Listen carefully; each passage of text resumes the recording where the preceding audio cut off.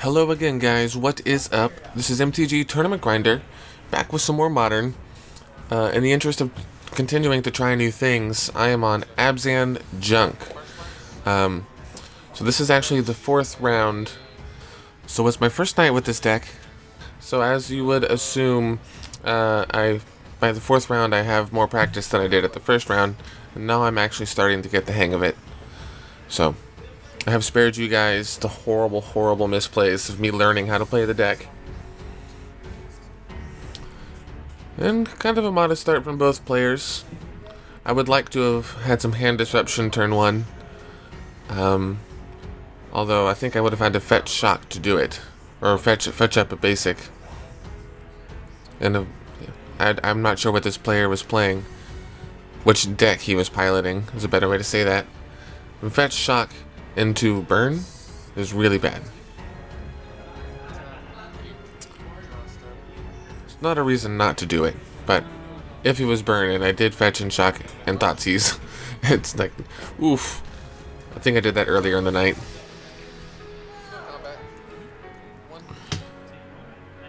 So early Tarmogoyfs, they seem a little underwhelming, but as soon as I use an instant to kill a creature, they are going to be big. Or I guess I'm making 3/4s at that point.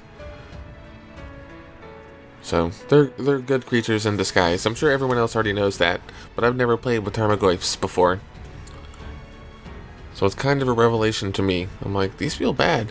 And then it's all of a sudden, it's like, oh, they're 2 mana 6/7s. Jeez. Okay.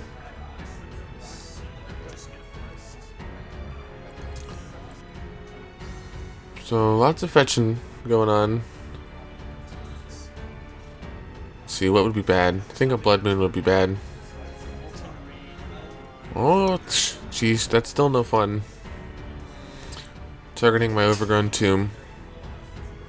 I can't quite see what's in my hand, but land destruction is never fun. It's likely my plan was to play two drops next turn. But, no dice. Not now after the Molten Raid. It's like its own style of control, Ponza. Limiting your resources. I mean, that's definitely control.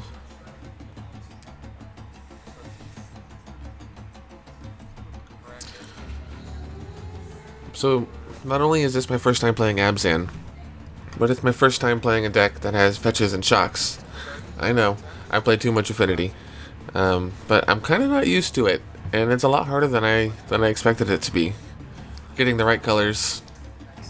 Like, I had to make sure I had black, although I already had black, that was no problem. But, you know, that kind of thing, usually you have to work out. In Affinity, it's just, you just drop whatever lands you have, and you play whatever cards you want. So I'm spoiled in that way. So now with land and sorcery, they're each 2/3s. Swing in for 4.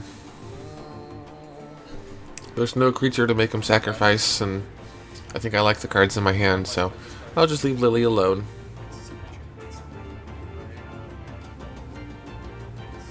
She is vulnerable to a hasty creature. I think he might have Bloodbraid Elf. It's not unheard of in Ponza. So if he plays Bloodbraid Elf, kind of no matter what he spins the wheel into, he'll be swinging with 3 hasty power and could kill my Lily. So I hope that doesn't happen.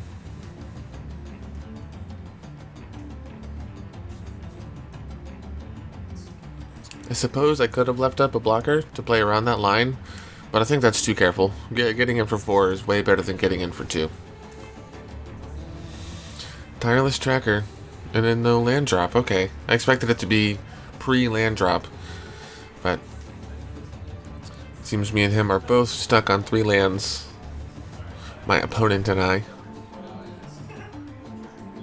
So it looks like double Abrupt Decay. Yeah, I don't mind using one here. Although, hopefully I save the second one for a potential Blood Moon, because that would just be devastating.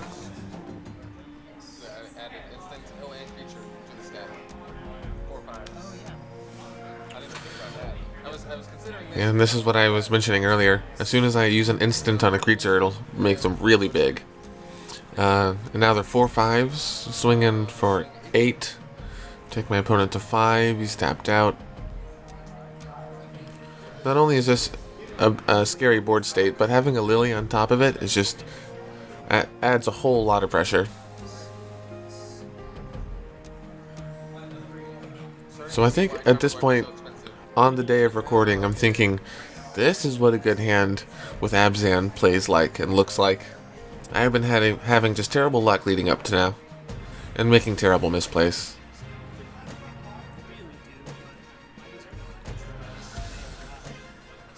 So, Birds of Paradise for a blocker, but yeah, Fatal Push will do it. Alright, well that's my first good game with this deck. Hopefully it goes as well in game 2. So, as far as the sideboarding goes, I am not really sure how to use my sideboard effectively. I only have a day of practice, and I didn't build the list myself, so I'm just kind of taking a swing for what I think is right. Bearing that in mind, I took out 3 Thoughtseizes, just because the whole Fetch Shock mana base is kind of freaking me out, and the extra 2 damage, I think I mentioned this during the game, but earlier in the evening, I Fetch Shocked Thoughtseized in the blind, and it ended up being against Burned, and that did not feel very good. So maybe I'm scarred from that, but I took out 3 Thoughtseize and brought in 2 Duress and 1 Kalidas, Trader of Get. So I still want to play Hand Disruption. I didn't take out 3 Thoughtseizes because I think there should be less of it or anything like that. Given that Duress is a little less flexible, but it doesn't take 2 damage, it doesn't cost me 2 life rather, I thought it was an acceptable trade-off. And Kalidas just has a 4 toughness, which is really relevant against what I think is a Bloodbraid Elf deck. And also the lifelink, I think, is pretty relevant here. As for my opponent's sideboard, again, I don't have access to his exact 75, but if his list is anything like the popular lists online, he may have a Thrun, the Last Troll, which is 2 green for a 4/4. Thrun, the Last Troll can't be countered, and Thrun can't be the target of spells or abilities your opponents control, so hexproof before they had a keyword for hexproof. 1 and a green, regenerate Thrun.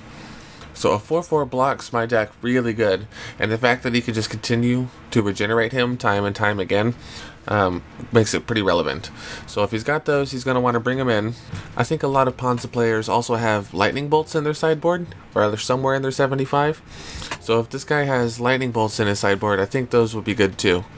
They can hit an early Goyf, they can kill a Lily. So the bolts are really flexible here and can actually do a lot of work. And seeing as how I haven't personally played either of these decks before, that's all I'm really sure about. So without further ado, let's jump back into game 2 and see what happens. So here we are back in game 2. I ended up taking the first game with a couple of big Tarmogoyfs. So my opponent is on the play, opening with a Forest Utopia Sprawl. I mean, that's where Ponza wants to be. This means turn 2 3-drop. I think worst case scenario is a Blood Moon, although a 3-drop on turn 2, whether it's a Tireless Tracker or a Blood Moon, it's not going to be good. Oh, so he's willing to shock whatever it is. There's definitely a 3-drop coming, so fingers crossed. No! Oh well. Yeah. So, with it on the stack, I must fetch. Look at my hand. I see an Abrupt Decay, a basic Plains, that looks good, an Overgrown Tomb, aka a mountain, a few other green cards that I can't tell what they are. So Abrupt Decay would be really nice to handle that Blood Moon, so I'm either going to grab a Forest or a Swamp. Okay, a Forest. Yeah, if there are other green cards in my hand, the Forest makes sense. Another Abrupt Decay was my draw. If I ever get to cast them, it'll sure be nice. I guess now's the time to play a nice mountain. Yep, a real fancy mountain.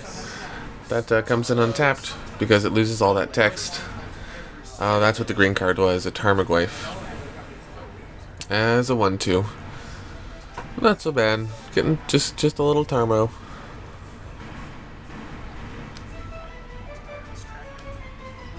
Oof, and here's the Tireless Tracker, followed by the land drop. See, that's what I thought was going to happen in the previous game. Such value. Tireless Tracker really is a great card. I'm playing 2 Tireless Trackers in my list. I just haven't drawn them yet in this match. But they have been good throughout the night. Not bad. I got a few basics. Yeah, 2 out of my 3 colors in basics is pretty lucky.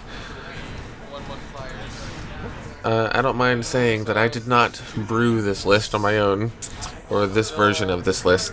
I just found one that looked interesting online. And there's only 1 of each basic. There's 1 plains, 1 forest, and 1 swamp. So the fact that I have 2 out of 3 is pretty cool. I mean, I got to fetch for 1, and 1 was in my opener, but still.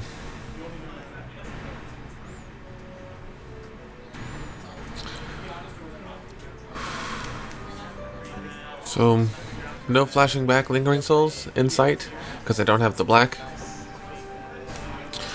But now there's 2 card types in my graveyard, so he's a 2/3. It doesn't match up well with Pia and Kieran Nalar or Tireless Tracker. Thankfully, he can't just shoot it with a Thopter. Oh my goodness, swamp off the top. Woo-hoo. My opponent jokes, Natural Tron. It's pretty funny.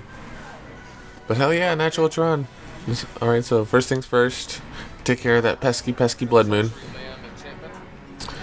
And that adds 2 creature types to the yard. Now I have a 3/4 or 4/5 land, sorcery, instant, enchantment. So a 4/5. Okay.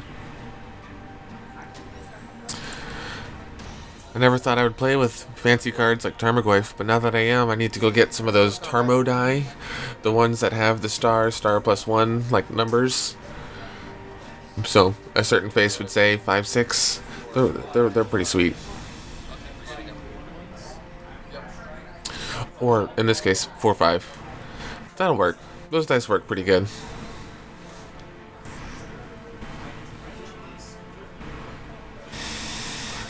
So he would need to block with 5 power if he wants to trade. That would be both Thopters and the Tireless Tracker. That's also a combined toughness of 4. Oh, that is what he's going to do. Okay. I mean, if I only have 2 big beaters, to kill one of them seems good. Trades all around. And it's not really a 1 for 3 the way it looks. It's more like a 1 for a 1.5. That works. Because you got those as an ETB trigger from the Pia and Kieran. And take 2. It does make the board a lot simpler. That's what I've got. Got creatures, so 5/6 now. Oh, yep, added creatures to the graveyard. So now he has a 5/6. I wish I could tell my past self, put a dice on it that says 5. Oh boy. So he has the potential to make 1, 2, 3, 4 mana. Could pop a clue. Oh, he's asking a good question here. I'll let you guys listen to the question. Yeah, it just says artifact, right? Essentially, he's wondering if he could sack a clue, like actively sack a clue, like get to draw the card, while sacrificing it to Pia and Kieran Nalar to shoot something with an artifact. I hope that I was right. I was definitely being honest, telling him what I thought was the truth. But since sacrificing the artifact is part of either ability, that you can't pay for both abilities with the same sacrificed artifact. You could only sacrifice it to pay for one ability. So that's what I'm explaining here. Like this one says, You could either sack it for 2 mana using Pia and Kieran Nalar's ability to deal 2 damage, or you could pay 2 mana to sack the clue to its own ability to draw a card. But I don't think there's a way to like do both, because as soon as you've paid the ability, it's like sacrificing it as a part of the cost. Yeah, I can't explain it any better than that. I'm not a judge, but I'm pretty sure that's how it works. Ultimately, he chose to use it to draw a card, which I think is right. I think he's trying to draw into like an Inferno Titan would be really sweet. Or if he's running them, a Bloodbraid Elf. Okay, Utopia's Sprawl name in green. Nice, okay. Lots of little blockers. Yeah. Not bad. I could buy him a lot of time. So if he chumps one creature per turn, he's just taking 2 per turn that way for 3 turns with the current board state. I mean, 3 draw steps is a lot of draw steps. A lot could change. I'm gonna got this right.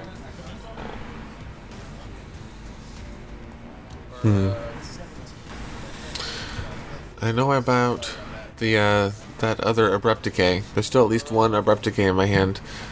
And I see the Lily. I guess that's why I shocked. So I could play the Lily and hold up Abrupt Decay mana.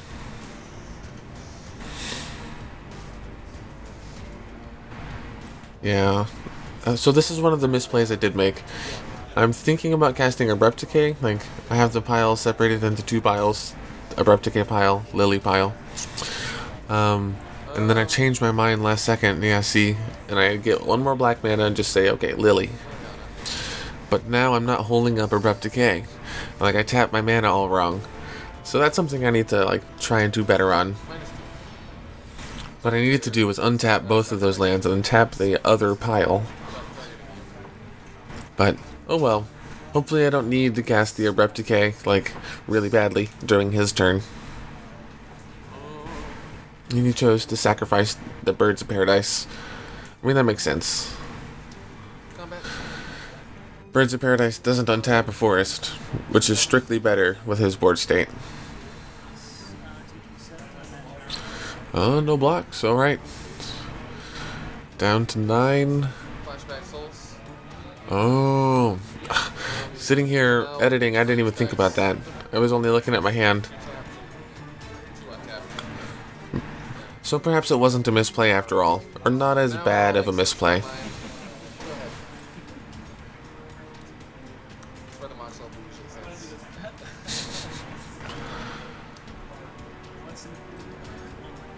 Yes.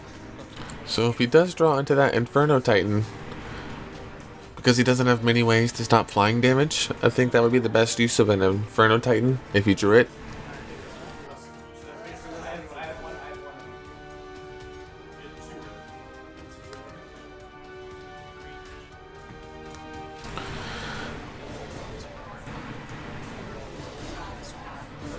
Oh no, making exactly 6 mana.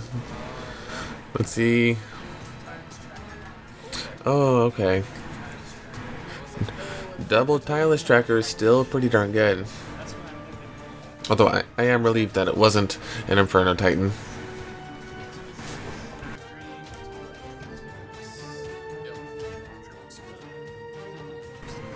That is a lot of value.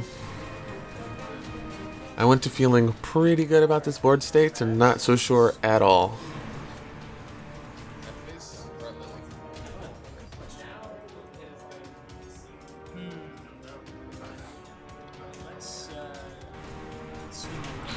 Okay, so Pia and Kira and Nalar is swinging at Lily. He has no cards in hand, so in order to get it to get her loyalty counters to 2, I'd have to plus her at least once, and I would be the only one discarding, so that just feels bad. And I can't -2 her with only 1 counter, so I think the play is just to let her die. Unfortunately.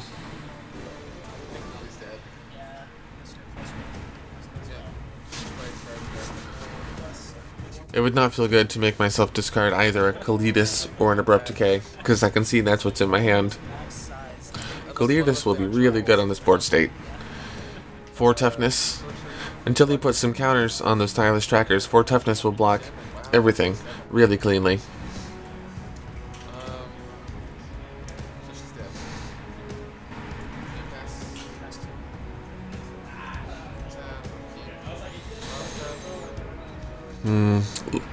Looks like either an Overgrown Tomb, Blooming Marsh, or Verdant Catacombs. Blooming Marsh. I still can't tell with this deck. I'm not familiar enough with all these lands. All the green and black lands look alike to me. That is a really good card right now. And his ability that says whenever an opponent's non-token creature dies, exile it instead and I put a 2/2 zombie into play, I think that'll really help. Because he'll be forced to jump. Some of his stuff is going to die. Yeah, I think so. Yeah, I am presenting lethal, so the Goyf must be blocked.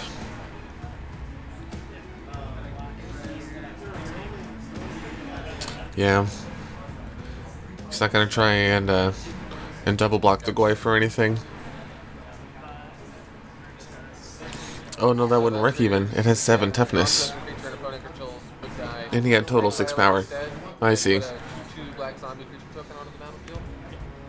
I need to get some tokens, but I do need to get some tokens. I'm ashamed. thank you, I appreciate it. 2/2 zombies and 1/1 spirits. Those are like the easiest tokens to get to. Next time I'll have tokens, I promise.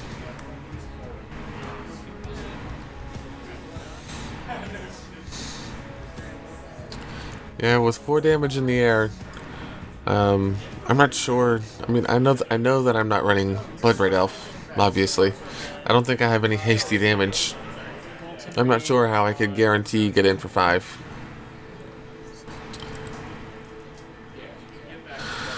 But still, whether it takes 1 turn or 2 turns, I think these 4 flying spirits are going to get me there in the end. So I've been good about just saving that Abrupt Decay. Oh, I can see what I drew. Siege Rhino. That's how I get hasty damage. Not in the form of a hasty creature, as such, but just a 6-point life swing from the Siege Rhino's ETB, and then swing. Yep, and then I think I can swing for lethal with the flyers. So yeah, so that was a lot of fun. I think this matchup could really go either way.